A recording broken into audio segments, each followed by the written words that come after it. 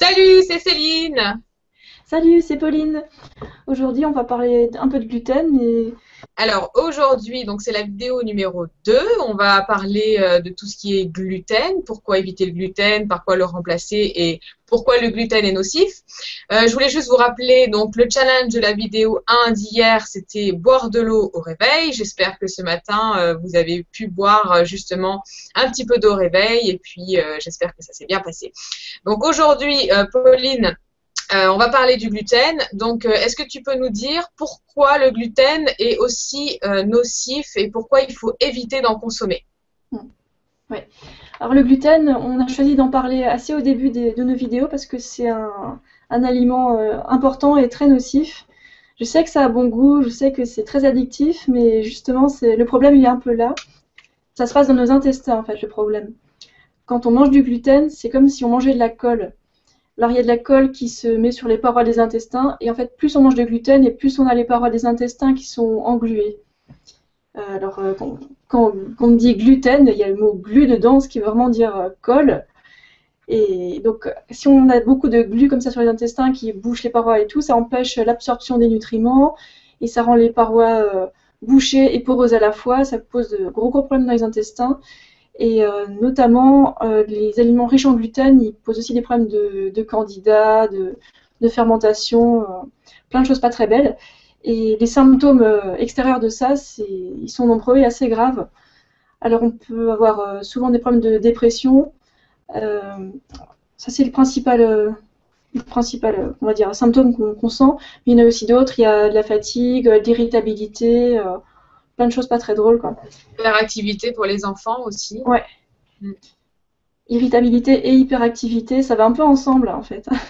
Ouais, exactement. Alors, pour ceux qui ne savent pas où trouver le gluten, donc je vais juste énumérer quelques aliments qui en contiennent.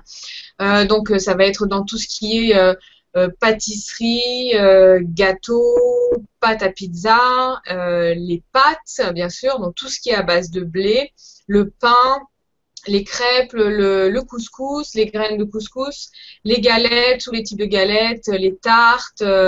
Donc ça, c'est tous les produits qui en contiennent. Et faites attention parce que des fois, ils rajoutent en fait du gluten parce que le gluten a cette capacité en fait à augmenter le volume de ce qu'on va manger.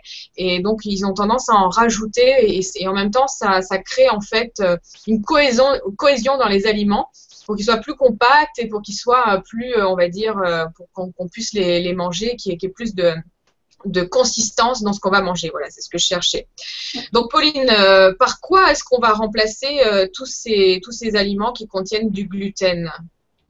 Alors, heureusement pour vous qui êtes en transition, il existe des céréales qui ne contiennent pas de gluten. Alors, en particulier le riz qui contient zéro gluten, mais d'autres colles qui sont quand même beaucoup moins fortes et qui sont très utiles pour une transition. Alors, il n'y a pas que le riz, il y a aussi d'autres céréales comme, ou fausses céréales que vous connaissez peut-être comme le quinoa, le millet, qui n'ont aucune colle d'ailleurs. On peut aussi utiliser des farines à base de plein d'autres céréales, telles que, je sais pas, des farines qui sont panifiables ou non panifiables. Là. Céline, tu as des noms de farines à leur Bah, on donner? va retrouver.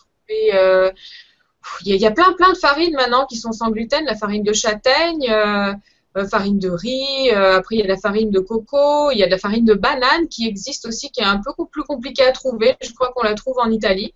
Donc après, si on peut faire des préparations, il existe des préparations toutes prêtes qu'on achète en sachets, qui sont des sachets avec des farines sans gluten, des mix pain, ça s'appelle. Donc on peut fabriquer nous-mêmes notre pain sans gluten.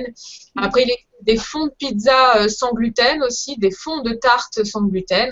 Donc pour une transition, déjà, ça c'est vraiment très bien de pouvoir trouver des choses qui vont changer par rapport à ce qu'on a déjà, qu'on consomme en gluten, mais en même temps, la transition va être douce parce que du coup, on ne va pas éliminer du jour au lendemain ni le pain, ni les pâtes, ni toutes les céréales. On va juste les remplacer, éliminer ce qui est à base de gluten et puis juste remplacer. Voilà. Donc ces produits, ces ingrédients-là, vous les trouvez la plupart du temps au rayon bio, diététique de vos supermarchés. Bon, la qualité n'est pas forcément la meilleure, mais bon, c'est là qu'on les trouve. Pensez à bien regarder les ingrédients sur vos produits. À chaque fois que vous en achetez, il y a souvent du gluten dedans. Et si vous voulez des produits sans gluten d'un peu meilleure qualité, allez voir dans les magasins bio. Et donc, vous verrez qu'il y a quand même pas mal, il y a moins d'ingrédients. Et puis, c'est des ingrédients qui sont quand même vachement mieux pour vous. Ceux qui sont souvent à base de farine de blé, à base de farine de riz, pardon. Et voilà, donc vous commencez par ça, par le rayon sans gluten. Voilà, donc notre challenge pour le jour 2, ce sera de prendre conscience de vos aliments et de lire les étiquettes, de savoir où trouver le gluten maintenant, donc il n'y a plus d'excuses. Et le but donc de ce challenge numéro 2, c'est de remplacer en fait tout ce que vous mangez actuellement à base de gluten, de le remplacer en transition douce par des produits sans gluten. Donc c'est aujourd'hui, c'est quand même assez facile. Donc, on a juste besoin d'acheter des choses sans gluten et de prendre conscience de notre alimentation. Donc, pour le jour 2, on va essayer d'aller jusqu'au 21 jours et de faire sans gluten. Et je voulais terminer juste avec une petite phrase qui dit on ne tombe pas malade, on le devient parce que le corps est intoxiqué. Donc, à vous de vous désintoxiquer. Merci et puis à demain pour le jour 3. Au revoir.